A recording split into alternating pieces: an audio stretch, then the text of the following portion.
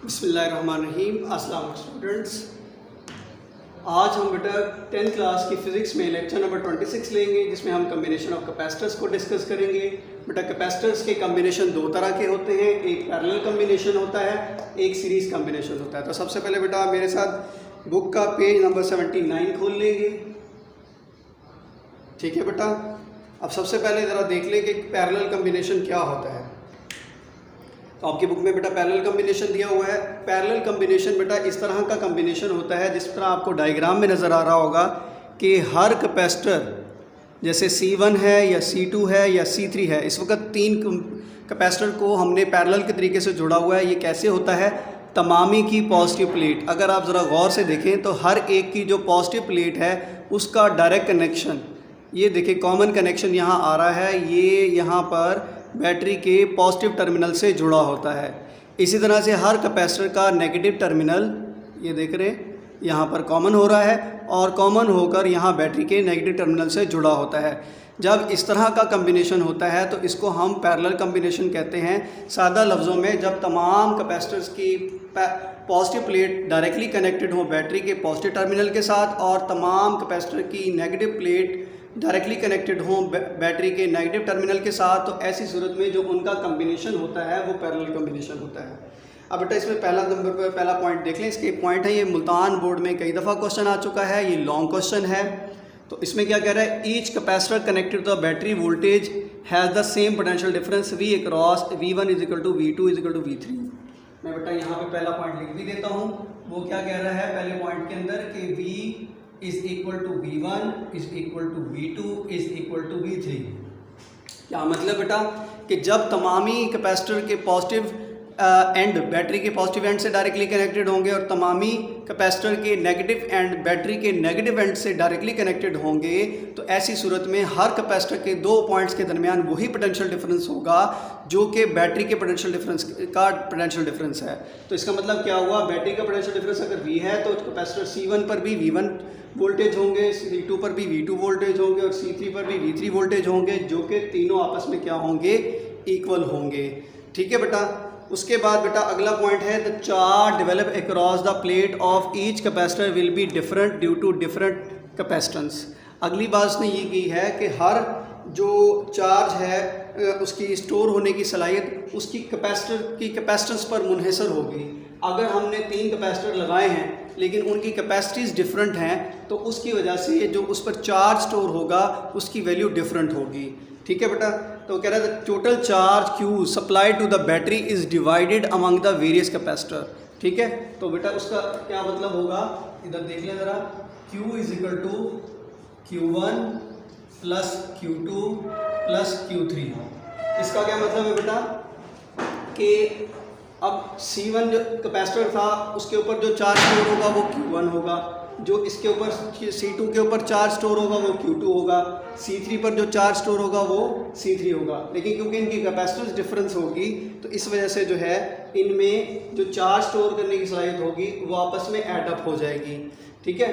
तो पहले केस में क्या था कि वोल्टेज सब सेम थे, जबकि Q चार्ज जो था वो डिवाइड हो जाता है। आम तौर पर बच्चों को थोड़ा सा इसमें कन्फ्यूजन हो जाता है कि सर ये चार्ज बीच में ऐड क्यों हो रहा है? वोल्टेज की तो चलो समझ में आ गई बात कि सब डायरेक्टली कनेक्टेड थे, तो जो बैटरी के पोटेंशियल्स के दरमियान का डिफरेंस था वही जो है इनके कैपेसिटर के दरमियान भी डिफरेंस होगा। बेटा इस बात को मैं समझाने के लिए एक रोज़मर्रा ज़िंदगी से मिसाल ले लेता हूँ।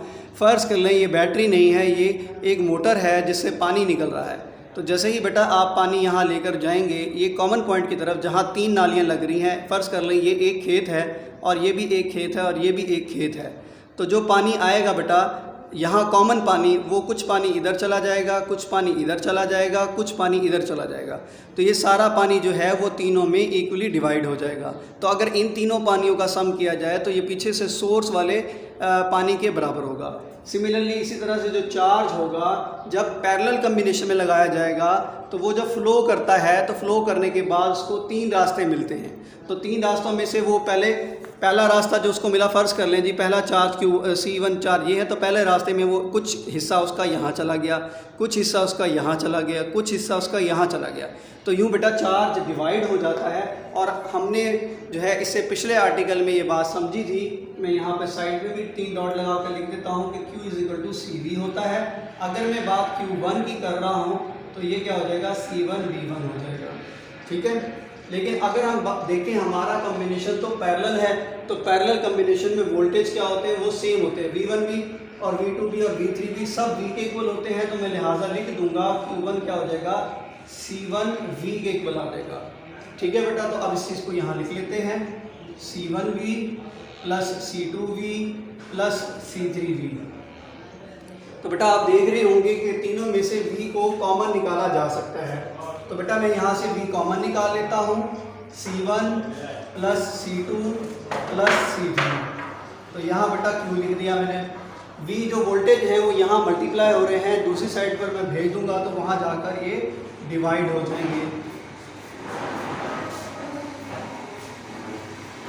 V वोल्टेज वहाँ जाकर डिवाइड हो रहे हैं।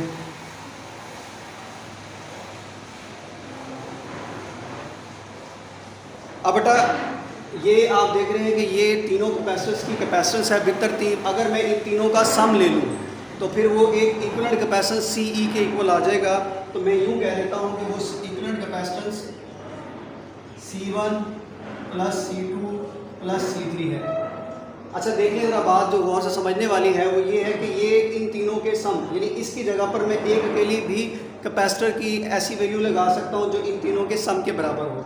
तो फिर ये इक्वेशन जो बन जाएगी, अगर उसमें up to n values pass कर लेंगे जी, अगर उसमें ये तो मैंने अभी 3 रजिस्टर के हवाले से बात की ना, अगर फर्ज करें उसमें कितने हैं n रजिस्टर हैं, तो ये अप टू क्या हो जाएगा Cn, ठीक है बेटा। तो आप इसमें एक चीज़ और जो देखने वाली है, जो 5वां पॉइंट है वो ज़रा गौर से देख लीजिएगा। The equivalent capacitor of parallel combination of the capacitor is greater than any of the individual capacitor। कि इसकी जो इक्विवेलेंट कैपेसिटर होगी, ये देख रहे हैं आप ये वाली, ये हर एक कैपेसिटर की जो इंडिविजुअल कैपेसिटेंस है, जैसे Q1 की C1 है, Q2 की C2 है, Q3 की C3 है, इन सब से हर एक से ज़्यादा होगी।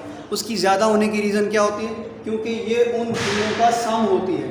फ़र्ज़ कर लेते हैं कि ये अगर 3 माइक्रोफैरड है, ये 4 माइक्रोफैरड है, ये 5 माइक्रोफैरड है, तो 3 × 4 × 5, 3 × 4 7, 7 × 5 12, तो ये 12 3 से भी ज़्यादा है, ये 12 जो है वो 4 से भी ज़्यादा, और ये 12 जो है 5 से भी ज़्यादा है। तो बेटा उम्मीद है आपको ये बात समझ में आ गई होगी। अब हम बेटा आ जाते हैं सीरीज़ कम्बिनेशन की तरफ। तो बेटा सीरीज़ कम्बिनेशन को ज़रा देख लें डायग्राम में। तो यहाँ आपको डायग्राम नज़र आ रही होगी, पेज है 80। तो इसके अंदर आप देख रहे हैं कि तीनों कम्बिनेशन आपको नज़र आ रहे हैं, तीनों कैपेसिटर एक सीध में जुड़े हुए हैं। अब इसको किस तरह से जोड़ा गया है, आप देखें कि पहले इसका पॉजिटिव प्लेट जो है वो डायरेक्टली इसके साथ कनेक्टेड है, और आखिर वाले का जो नेगेटिव प्लेट है वो डायरेक्टली बैटरी के नेगेटिव टर्मिनल से कनेक्ट है। तो बीच वाले आपने कैसे कनेक्ट किए हैं कि इसका जो नेगेटिव प्लेट था वो अगले वाले के पॉजिटिव प्लेट से कनेक्ट था, और इसका जो नेगेटिव प्लेट था वो अगले वाले के बैटरी के कैपेसिटर के प्लेट के साथ डायरेक्टली कनेक्ट था। यानी कि हर कैपेसिटर का हमने साइड बाय साइड जोड़ा है। पहले कैपेसिटर की पॉजिटिव प्लेट बैटरी के साथ कनेक्ट होगी, जबकि उसी कैपेसिटर की जो नेगेटिव प्लेट होगी वो नेक्स्ट कैपेसिटर के पॉजिटिव प्लेट से डायरेक्टली कनेक्ट होगी। इसी तरह से नेक्स्ट कैपेसिटर यानी कैपेसिटर नंबर 2 की जो नेगेटिव प्लेट होगी, अब वो थर्ड कैपेसिटर के पॉजिटिव प्लेट से डायरेक्टली कनेक्ट होगी, और थर्ड कैपेसिटर जो है, जो कि हमने इस वक्त 3 ही को डिस्कस किया है, तो वो उसकी जो नेगेटिव प्लेट है वो बैटरी के नेगेटिव टर्मिनल के साथ डायरेक्टली कनेक्ट होगी। तो इस तरीके से आपने देखा कि ये जो कम्बिनेशन होता है, इस कम्बिनेशन को हम सीरीज़ कम्बिनेशन कहते हैं। अगर आप इसकी डिफ़ाइन करना चाहते हैं तो ये पहली लाइन में आप इसको कर लें। ज़रा मैं इसको आपको करके दिखा देता हूँ। यहाँ पर फोल्ड देखें बेटा, वो कह रहा है in this combination the capacitors are connected side by side. क्या मतलब, right plate of capacitor is connected to the left plate of the capacitor and next capacitor. This type of combination is series combination. अब इसकी जो characteristics हैं बेटा वो हम लोग पढ़ लेते हैं, या प्रॉपर्टीज़ भी जिन्हें कहते हैं आप, वो ये है कि each capacitor have the same charge across. अब सेम चार्ज कैसे हो जाता है, इसकी अंदर की कहानी भी थोड़ी सी समझ लें कि जो आपने चार्ज यहाँ दिया, ठीक है। पॉजिटिव चार्ज था, इसकी वजह से इस प्लेट पर क्या हो गया, उसके इलेक्ट्रोस्टैटिक इंडक्शन की वजह से नेगेटिव चार्ज आ गया। अब इसकी नेगेटिव चार्ज की वजह से सारा इधर जितना नेगेटिव चार्ज था उतना ही यहाँ पर पॉजिटिव चार्ज डेवलप हो गया, जितना यहाँ पॉजिटिव चार्ज डेवलप हुआ था उतना ही नेगेटिव यहाँ डेवलप हो गया, जितना यहाँ नेगेटिव था उतना ही यहाँ पॉजिटिव डेवलप हो गया, और जितना यहाँ पॉजिटिव था उतना ही यहाँ पर नेगेटिव डेवलप हो गया। तो यूँ चार्ज सब जगहों पर सेम रहता है, ठीक है बेटा। तो इसके अंदर जो पहला पॉइंट आपका बनेगा वो बनेगा कि कैपेसिटर सब में सेम रहता है।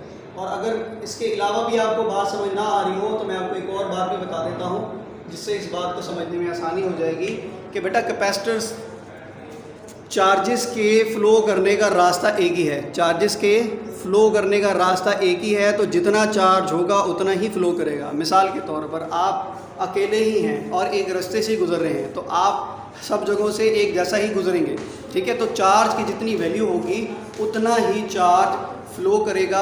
अगर उसके पास रास्ता एक है तो वो डिवाइड नहीं होगा। जिस तरह पैरेलल कम्बिनेशन में हम देखा था कि कुछ चार्ज पहले रास्ते में चला गया था, कुछ दूसरे रास्ते में चला गया था, कुछ तीसरे रास्ते में चला गया। अब हमारे पास जब रास्ता ही एक है तो चार्जेस सब जगहों पर एक जैसा ही मिलेगा, ठीक होगी जी बात बेटा। उसके बाद नेक्स्ट पॉइंट देख लें। नेक्स्ट पॉइंट में क्या कह रहा है,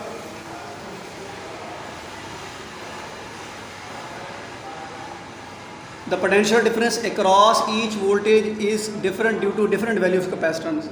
अब जो कैपेसिटेंस की वोल्टेज की जो बात होगी वो कुछ वोल्टेज सबसे पहले हर की कैपेसिटेंस डिफरेंट होगी तो वो वोल्टेज भी डिफरेंट ड्रॉप करवाएगा, ठीक है।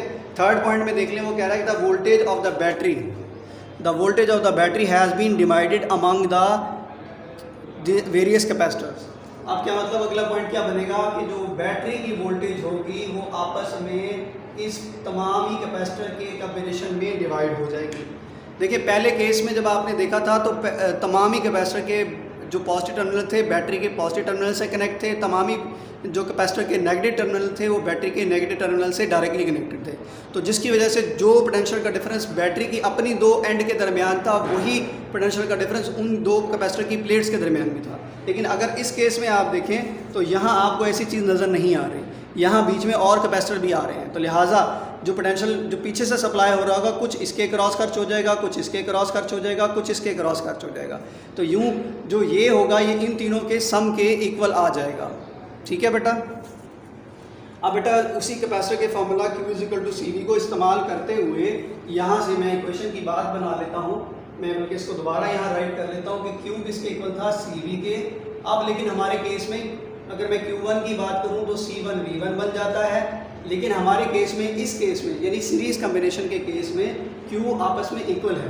तो यहाँ मैं Q लिखूँगा सिर्फ और यहाँ आ जाएगा C1 V1। और अगर मैं यहाँ से V1 की वैल्यू निकालना चाहता हूँ तो क्या करना पड़ेगा मुझे, C1 जो यहाँ मल्टीप्लाई हो रहा है उसे वहाँ जाकर डिवाइड करना पड़ेगा। तो ये क्या हो जाएगा बेटा, Q/C1। तो बेटा अब मैं इसकी वैल्यूज़ की पुटिंग कर देता हूँ। तो ये क्या हो जाएगा, Q/C1 plus Q/C2 plus Q/C3। तो बेटा आप देख सकते हैं कि सब में चार्जेस तो सेम है, लिहाजा चार्जेस को कॉमन निकाला जा सकता है। Q हम कॉमन निकाल लेंगे, 1/C1 plus 1/C2 plus 1/C3, ठीक है बेटा। तो ये Q वहाँ जाकर डिवाइड हो सकता है। तो ये चीज़ जो हमारे पास आ जाएगी 1/C1 plus 1/C2 plus 1/C3। तो इस चीज़ को मैं इक्विवेलेंट कैपेसिटेंस में यूँ भी लिख सकता हूँ कि ये सबकी इक्विवेलेंट कैपेसिटेंस हो सकती है। तो इसमें बेटा जो पांचवा पॉइंट आप देखेंगे ये थोड़ा सा डिफरेंस लाएगा।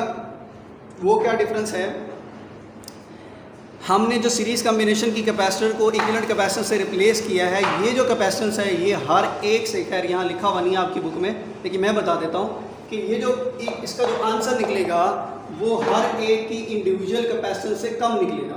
क्यों निकलेगा कम, उसकी रीज़न क्या है कि ये रेसिप्रोकल शेप में, पिछले केस में जब आपने देखा था तो वो रेसिप्रोकल शेप में नहीं थी। अगर फर्स्ट करिए 1/3 है, ये 1/4 है, ये 1/5 है, तो अब बेटा जो इसका आंसर निकलेगा 1/3 का आंसर 3 से कम निकलेगा और 1/4 का आंसर 4 से कम निकलेगा, इस तरह 1/5। तो इस तरह से अगर इन तीनों का सम भी कर दिया जाए तब भी इन तमामी का सम जो है हर एक की इंडिविजुअल कैपेसिटेंस की से कम निकलेगा, ठीक है बेटा। I hope you understand. अगर फिर भी बेटा आपको कोई क्वेश्चन हो तो आप मुझसे डिस्कस कर सकते हैं।